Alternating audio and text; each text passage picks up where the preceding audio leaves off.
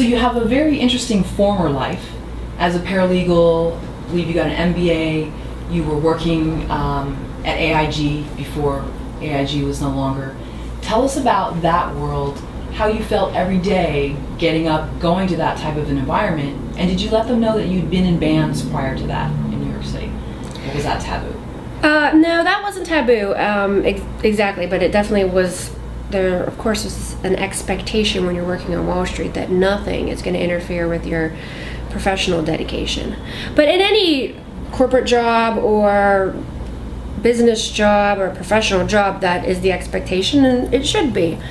One thing, I don't know, I might be getting off topic a little bit, but I know one thing that sort of, I think, led me to where I am right now was I did always feel this pressure from my family, who I eventually worked for, that I needed to work hard. I needed to prove myself in the professional world. I felt like there was this, you're lazy, and it was a little bit sexist. You know, women aren't worth working. They should spend money or be maids or be wives and spend money on credit cards. So I always felt like I needed to prove that wrong. So I would challenge myself. I went, to Russia for a year in college to learn a foreign language. Then I went straight to Wall Street and worked at the, very strict machine of AIG that, is now pretty famous in the world.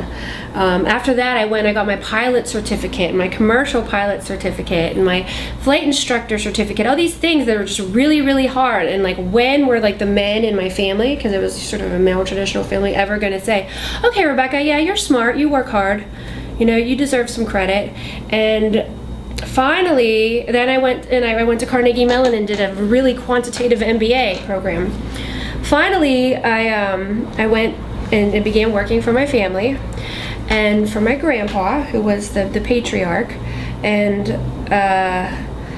he died, and my uncle took over, and it was just a ticking time bomb. He finally, he was very much scrutinizing me, and he finally fired me, and that was it. That was the breaking point. That was when I was like, this other trade that I've always dabbled in, always moonlighted, playing in rock bands with my female friends, always like loved writing songs, spent time recording them.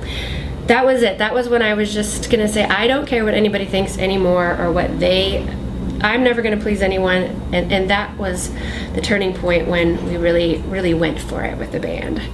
And I was lucky to have my outrageous and risk-averse female friends to go along with it.